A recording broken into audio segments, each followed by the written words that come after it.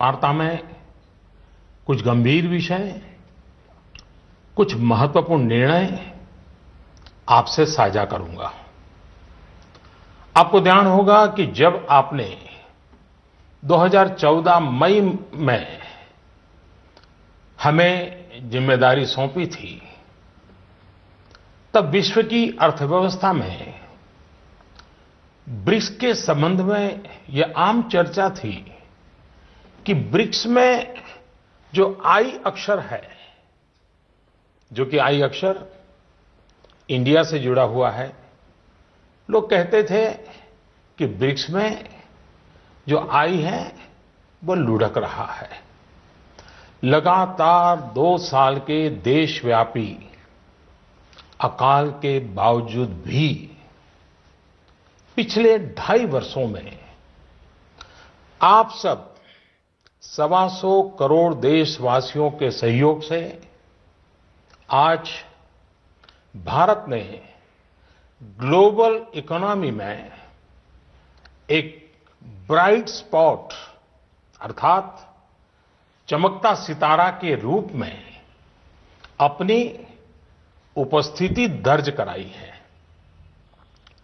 ऐसा नहीं है कि यह दावा हम कर रहे हैं, लेकिन यह आवाज इंटरनेशनल मॉनिटरी फंड IMF और वर्ल्ड बैंक से गूंज रही है। बहनों भाइयों, विकास की इस दौड़ में हमारा मूल मंत्र रहा है सबका साथ, सबका विकास। यह सरकार गरीबों को समर्पित है और समर्पित रहेगी। गरीबी के खिलाफ हमारी लड़ाई का मुख्य गरीबों का देश की अर्थव्यवस्था एवं संपन्नता में सक्रिय भागीदारी, यानी गरीबों का सशक्तिकरण, गरीबों का एम्पावरमेंट, इस प्रयास की झलक आप लोगों को प्रधानमंत्री जनधन योजना, जनधन से जन सुरक्षा योजना, आर्थिक गतिविधियों के लिए प्रधानमंत्री मुद्रा ऋण योजना, दलित, आदिवासी और महिला उद्यमों के लिए स्टैंड अप इंडिया योजना, गरीबों के घर तक गैस का चूल्हा पहुंचाने के लिए प्रधानमंत्री उज्ज्वला योजना, किसानों की आमदनी सुरक्षित करने के लिए प्रधानमंत्री फसल बीमा योजना और प्रधानमंत्री कृषि सिंचाई योजना, उनको अपने खेतों से ही सही उपज पाने के लिए सॉइल हेल्थ कार्ड योजना और सही उपज का सही दाम पाने के लिए नाम अर्थात राष्ट्रीय कृषि बाजार योजना। इन सब में यह साफ नजर आता है कि सरकार गांव, गरीब, किसान को समर्पित है। मेरे प्यारे देशवासियों, पिछले दशकों में हम ये अनुभव कर रहे हैं कि देश में भ्रष्टाचार और काला धन, इन बीमारियों ने अपनी जड़ें जमा ली है और देश से गरीबी हटाने में ये भ्रष्टाचार, ये काला धन, ये गोरख धंधे सबसे बड़ी बाधा है। एक तरफ तो विश्व में हम आर्थिक गति में तेजी से बढ़ने वाले देशों में सबसे आगे हैं, दूसरी तरफ भ्रष्टाचार की ग्लोबल रैंकिंग में 2 साल पहले भारत करीब करीब 100वें। 2 वर्षों में अनेक कदम उठाए, ढेर सारे कदम उठाने के बावजूद भी अब हम 76वें नंबर पर पहुंच पाए हैं। यह बात को दर्शाता का है कि भ्रष्टाचार और काले धन का जाल कितने व्यापक रूप में देश में बिछा हुआ है। भ्रष्टाचार की बीमारी को कुछ वर्ग विशेष के लोगों ने अपने स्वार्थ के कारण फैला रखा है। गरीबों के हक को नजरअंदाज कर ये खुद फलते फूलते रहे हैं। कुछ लोगों ने पद का दुरुपयोग करते हुए इसका भरपूर फायदा उठाया। दूसरी तरफ ईमानदार लोगों ने इसके खिलाफ लड़ाई भी लड़ी है। देश के करोड़ों नागरिकों ने ईमानदारी को जी करके दिखाया है। हम प्रायः यह सुनते हैं कि गरीब एक ऑटो ड्राइवर अपनी गाड़ी में छूट गई सोने के आभूषण वाले बैग को उसके असली मालिक को कैसे ढूंढता है और लौटाता है। कई बार हम सुनते हैं कि कोई टैक्सी ड्राइवर यात्रियों का कुछ सामान अगर छूट जाता है, मोबाइल फोन रह जाता है, तो अपने खर्चे से उनको ढूंढने जाता है और पहुंचा देता है। अरे सब्जी बेचने वाला भी, सामान्य दुकानदार भी अगर ग्राहक से गलती से ज्यादा पैसे ले लिए तो उसको भी बुला करके लौटा देता है। मेरे प्यारे देशवासियों, इस बात का ये सबूत है कि हिंदुस्तान का सामान्य से सामान्य नागरिक ईमानदार है। लेकिन मेरे प्यारे देशवासियों, हर देश के विकास के इतिहास में ऐसे क्षण आए हैं जब एक शक्तिशाली और निर्णायक कदम की आवश्यकता महसूस की गई। इस देश ने यह वर्षों से महसूस किया है कि भ्रष्टाचार, कालाधन, जाली नोट और आतंकवाद ऐसे नासूर हैं जो देश को विकास की दौड़ में पीछे धकेलती है, देश को, समाज को अंदर ही अंदर खोखला कर देती है। मेरे प्यारे देशवासियों, आतंकवाद की भयानक तो कौन नहीं जानता है। कितने निर्दोष लोगों को मौत के घाट उतार दिया जाता है। लेकिन क्या आपने सोचा है कि इन आतंकियों को पैसा कहां से मुहैया होता है? सीमा पार के हमारे शत्रु जाली नोटों के जरिए, नकली नोटों के जरिए अपना धंधा भारत में चलाते हैं और यह सालों से चल रहा है। अनेक बार 500 और 1000 रुपए की जाली नोटों का कारोबार इसके करने वाले भी पकड़े गए हैं। लाखों करोड़ों की नोट भी जब्त की गई है। बहनों, एक तरफ आतंकवाद और जाली नोटों का जाल देश को तबाह कर रहा है, दूसरी ओर भ्रष्टाचार और काले धन की चुनौती देश के सामने बनी हुई है। संभालने के तुरंत बाद भ्रष्टाचार और काले धन के खिलाफ लड़ाई की शुरुआत करते हुए अनेक प्रभावी कदम उठाए। जैसे काले धन की जांच के लिए सुप्रीम कोर्ट के पूर्व जज की अध्यक्षता में एसआईटी का गठन किया। विदेशों में जमा काले धन के लिए 2015 में मजबूत कानून बनाने का हमने काम किया। काले धन को विदेशों से वापस लाने के लिए विभिन्न देशों के साथ टैक्स समझौतों में हमने परिवर्तन किया, नए समझौते किए। अमेरिका सहित विभिन्न देशों के साथ सूचना आदान प्रदान, इंफॉर्मेशन एक्सचेंज करने का प्रावधान किया। भ्रष्टाचार की बेनामी संपत्ति को रोकने के लिए अगस्त 2016 में एक और मजबूत कानून, इन सारे कानून से एक बहुत बड़े चोर दरवाजे को बंद कर दिया गया। देश में अघोषित आय को पेनल्टी के साथ घोषित करने की योजना में काफी बड़ी मात्रा में अघोषित आय उजागर हुई। मेरे प्यारे देशवासियों, इन सारे प्रयासों से पिछले 2.5 साल में भ्रष्टाचारियों से करीब करीब 1.25 लाख करोड़ रुपया, ये कम रकम नहीं है, 1.25 लाख करोड़ रुपए का काला धन बाहर लाया गया है।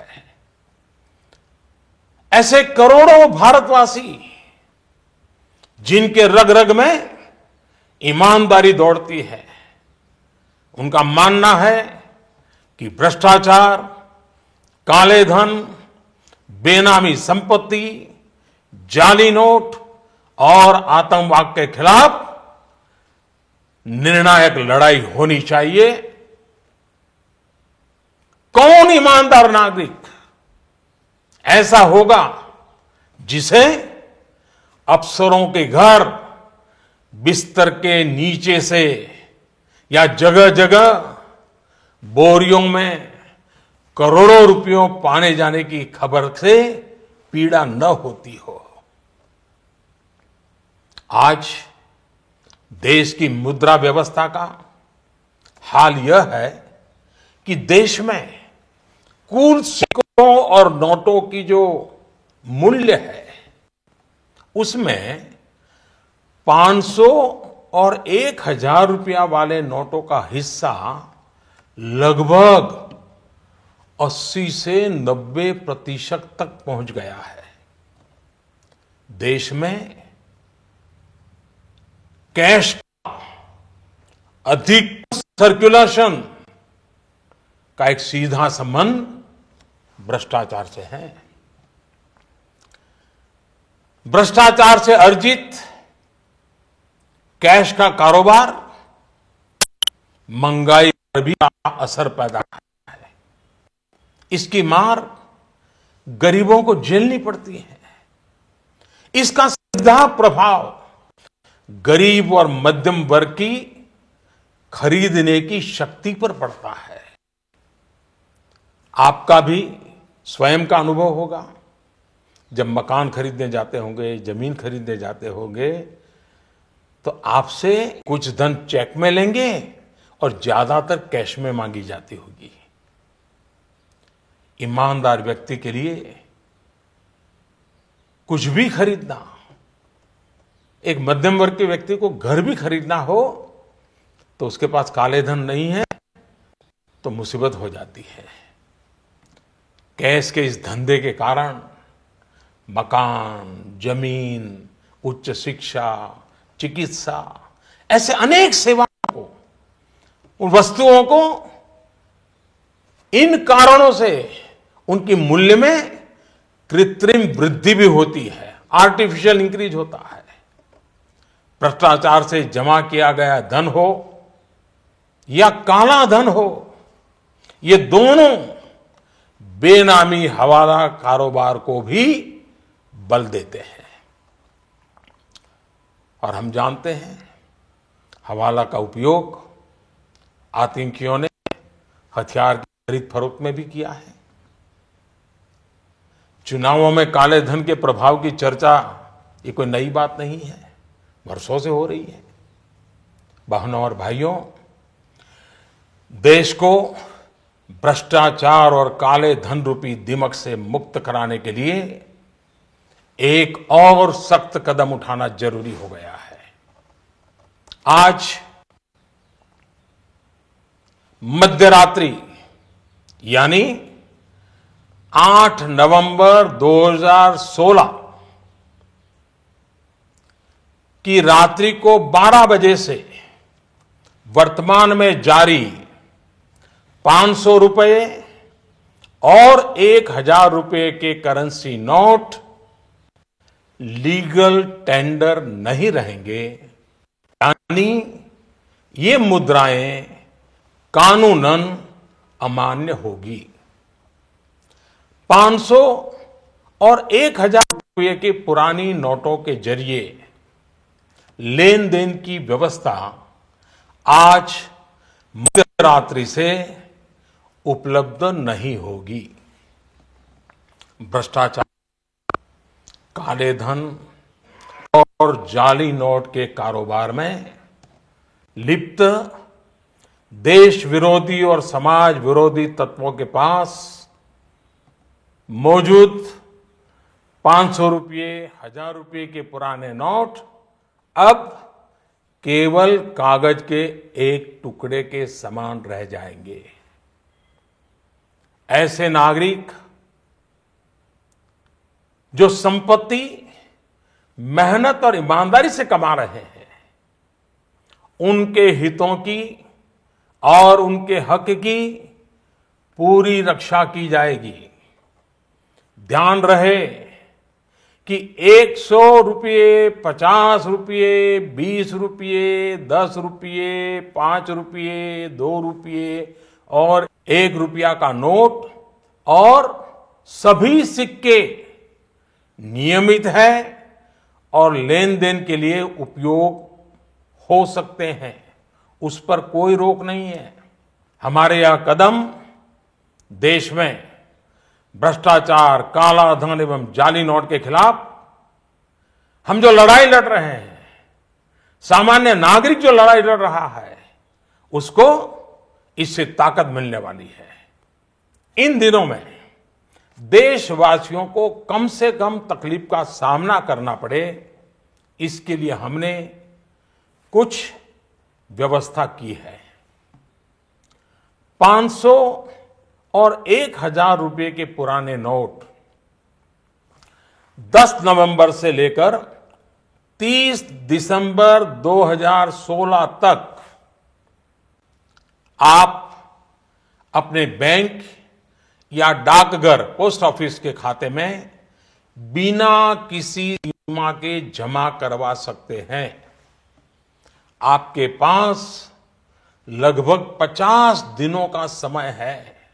अतः नोट जमा करने के लिए आपको अफरा तफरी करने की कोई आवश्यकता नहीं है। आपकी धनराशि आप ही की रहेगी, आपको कोई चिंता करने की जरूरत नहीं है। 500 रुपये या 1000 रुपये के पुराने नोटों को खाते में डालकर आप अपनी जरूरत के अनुसार फिर से निकाल सकते हैं। केवल शुरू के दिनों में खाते में से धनराशि निकालने पर प्रतिदिन 10,000 रुपया और प्रति सप्ताह 20,000 रुपये की सीमा तय की गई है। ऐसा नए नोटों की उपलब्धता को ध्यान में रखते हुए किया गया है। इस सीमा में आने वाले दिनों में वृद्धि कर दी जाएगी। खाते में जमा करने की सुविधा के साथ साथ एक दूसरी सुविधा भी दी जा रही है। तत्काल आवश्यकता के लिए 500 और 1000 रुपये के पुराने नोटों को नए एवं मान्य नोट के साथ 10 नवंबर से 30 दिसंबर तक आप किसी भी बैंक या प्रमुख और उप डाकघर, हेड पोस्ट ऑफिस और सब पोस्ट ऑफिस के काउंटर से अपना पहचान पत्र जैसे कि आधार कार्ड, मतदाता कार्ड यानी कि voter card, ration card, passport, pan card इत्यादि सबूत के रूप में पेश करके आप नोट बदल सकते हैं। प्रारंभ में 10 नवंबर से 24 नवंबर तक 4,000 रुपया तक के पुराने 500 एवं 1,000 रुपये के नोट बदले जा सकते हैं। 15 दिनों के बाद यानी 25 नवंबर से 4,000 रुपये की सीमा में वृद्धि कर दी जाएगी। ऐसे लोग जो इस समय सीमा के अंदर अर्थात 30 दिसंबर 2016 तक पुराने नोट किसी कारणवश अगर जमा नहीं कर पाए, उनको 500 और 1000 रुपए के पुराने नोट बदलने का एक आखिरी अवसर भी दिया जाएगा। ऐसे लोग रिजर्व बैंक के निर्धारित ऑफिस में अपनी राशि एक घोषणा पत्र यानी डिक्लेरेशन फॉर्म के साथ 31 मार्च 2017 तक जमा करवा सकते हैं। 9 नवंबर और कुछ स्थानों में 10 नवंबर को भी एटीएम काम नहीं करेंगे। प्रारंभ में एटीएम से प्रति कार्ड प्रतिदिन निकाली जा सकने वाली राशि की सीमा 2000 रुपया रहेगी। फिर उसे कुछ अवधि के बाद बढ़ाकर 4000 रुपया कर दिया जाएगा। वैसे तो 500 और 1000 रुपए के पुराने नोट आज रात्रि 12 बजे से कानूनी तौर पर खत्म हो जाएंगे, परंतु सामान्य जनजीवन की जरूरतों को ध्यान में रखते हुए मानवीय दृष्टिकोण से हमने इस प्रक्रिया में शुरू के 72 घंटों में यानी कि 72 आवर्स मतलब कि 11 नवंबर की रात्रि 12 बजे तक नागरिकों के लिए कुछ विशेष व्यवस्था की है। जैसे 11 नवंबर की रात्रि 12 बजे तक सभी सरकारी अस्पतालों में भुगतान के लिए पुराने 500 या 1000 रुपये के नोट स्वीकार किए जाएंगे। इससे वैसे परिवार जिनमें कोई बीमार है उन्हें उपचार में कोई बाधा ना आए। ऐसे सरकारी अस्पतालों में यदि दवाई की दुकान की व्यवस्था है तो डॉक्टर के दिए गए पर्चे पर 500 और 1000 के पुराने नोटों से दवा खरीदने की सुविधा भी 72 घंटे तक उपलब्ध रहेगी। ऐसे ही 11 नवंबर की रात्रि 12 बजे तक रेलवे के टिकट बुकिंग काउंटर, सरकारी बसों के टिकट बुकिंग काउंटर और हवाई अड्डों पर एयरलाइंस के जो टिकट बुकिंग काउंटर पर केवल टिकट खरीदने के लिए पुराने नोट अर्थात 500 और 1000 रुपये के नोट स्वीकार करने की छूट होगी। ऐसा हमने उन परिवारों की जरूरतों को देखते हुए किया है जो इस समय यात्रा कर रहे होंगे। केंद्र अथवा राज्य सरकार द्वारा प्रमाणित कोऑपरेटिव की दिनचर्या की वस्तुओं की दुकान जैसे केंद्रीय भंडार, सफल और दुग्ध विक्रय केंद्र, मिल्क पाउडर, ऐसे स्थानों पर भी 11 नवंबर की रात 12 बजे तक पुराने 500 और 1000 रुपये के नोट स्वीकार करने की छूट होगी।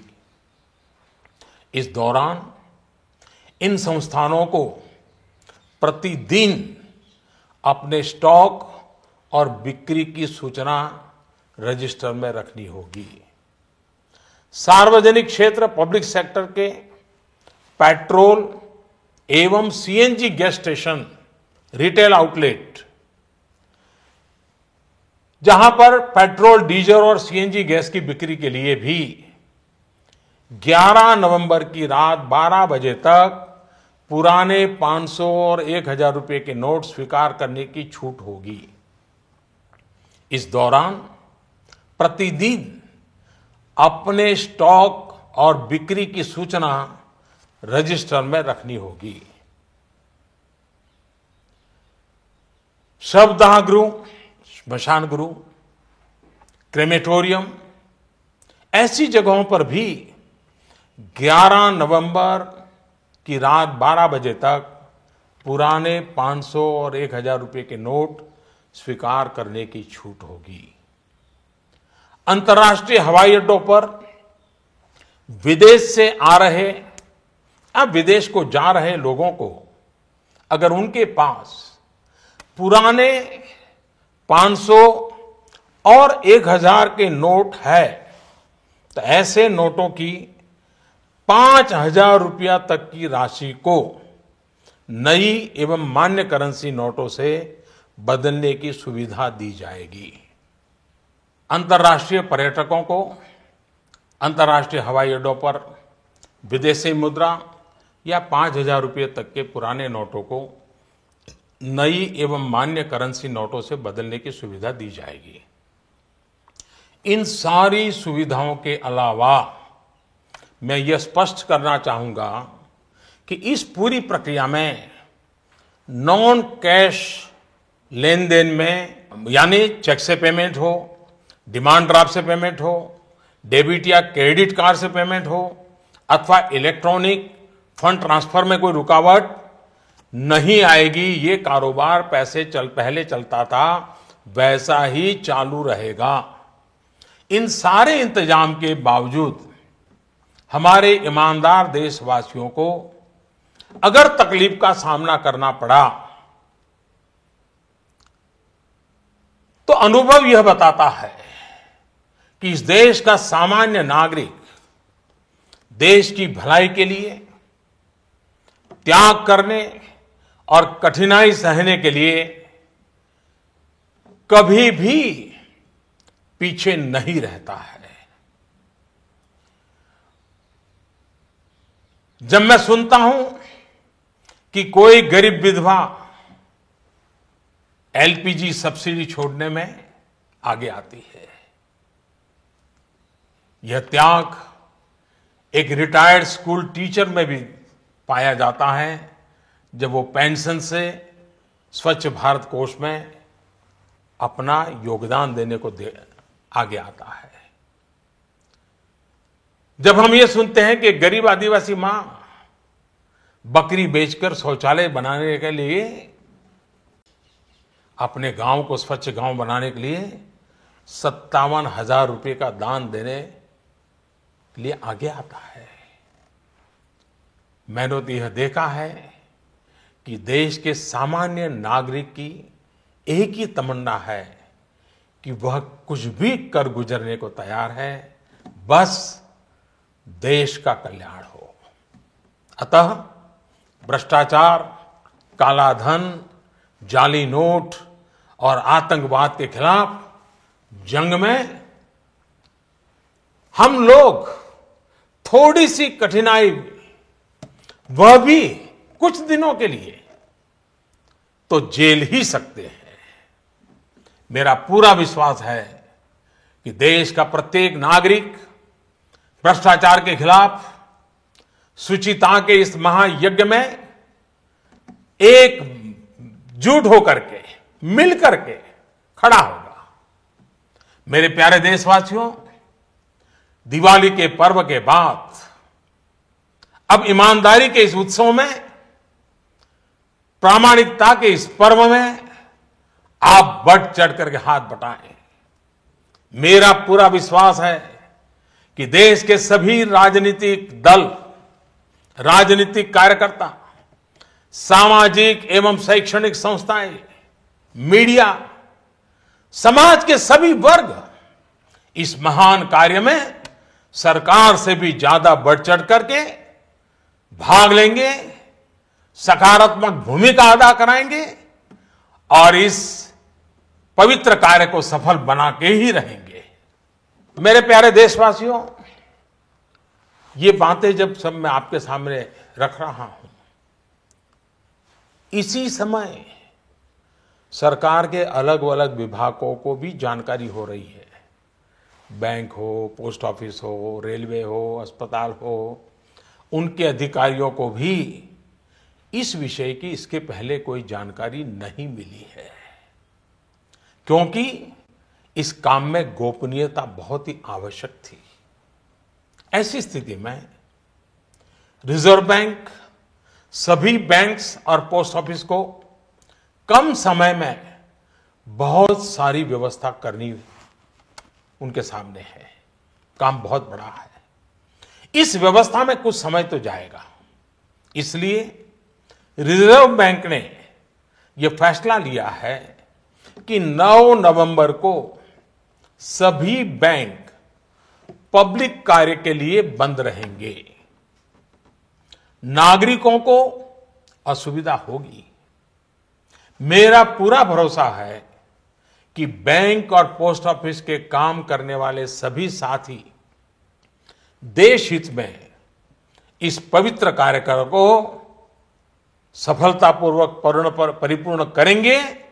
भूतकाल में उन्होंने ये करके दिखाया है। मेरा जनता जनार्दन से इतना ही आग्रह है कि सभी नागरिक धैर्य रखते हुए सभी बैंक्स और पोस्ट ऑफिस के अधिकारियों को सहयोग करें। यही मेरी उनसे आग्रहपूर्वक विनती है। बहनों और भाइयों, समय समय पर मुद्रा व्यवस्था को ध्यान में रखकर रिजर्व बैंक केंद्र सरकार की सहमति से नए अधिक मूल्य के नोटों को सर्कुलेशन में लाता रहा है। 2014 में रिजर्व बैंक ने 5,000 और 10,000 रुपए के करेंसी नोट का प्रस्ताव सरकार को भेजा था, जिसे हमारी सरकार ने विचार विमर्श के बाद अस्वीकार कर दिया था। अब इस पूरी प्रक्रिया में रिजर्व बैंक द्वारा 2,000 रुपए के नए नोट के प्रस्ताव को स्वीकार किया गया है। पूरी तरह से नए तौर पर डिजाइन किए गए 500 रुपए और 2,000 रुपए के नए नोट, नए करेंसी नोट अब सर्कुलेशन में लाया जाएगा।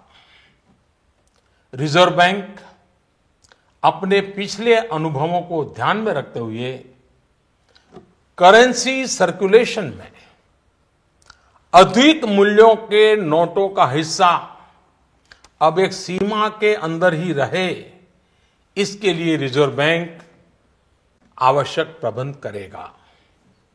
अंत में मेरे प्यारे देशवासियों, मैं यह दोहराना चाहता हूं कि किसी देश के इतिहास में ऐसे क्षण आते हैं जब हर व्यक्ति यह महसूस करता है कि उसे भी उस क्षण का हिस्सा बनना है, उसे भी राष्ट्रहित में, राष्ट्र निर्माण में अपना योगदान देना है। परंतु ऐसे क्षण हर किसी की जिंदगी में गिने चुने ही आते हैं। आज समय हमें फिर से एक अवसर दे रहा है। हर सामान्य नागरिक भ्रष्टाचार, काला धन, जाली नोट के खिलाफ इस महायज्ञ में, इस लड़ाई में अपना योगदान दे सकता है। बहनों और भाइयों, आपसे इस प्रक्रिया में जितना सहयोग मिलेगा, शुद्धिकरण उतना ही सफल होगा। देश के लिए यह चिंता का कारण था कि भ्रष्टाचार और काले धन को जीवन का एक सहज हिस्सा मान लिया गया था। यह सोच आज हमारे राजनीतिक, सामाजिक और प्रशासनिक जीवन को दीमक की तरह खाए जा रहा है। शासन व्यवस्था का कोई भी अंग इस दीमक से अछूता नहीं है। समय समय पर हमने देखा है कि भारत के सामान्य जनमानस को अगर भ्रष्टाचार और कुछ दिनों की असुविधा में से एक को चुनना हो तो बेहिचक, मैं कहता हूं बेहिचक, मेरे देश का ईमानदार नागरिक असुविधा को तो चुनेगा, लेकिन भ्रष्टाचार को कदापि नहीं चुनेगा।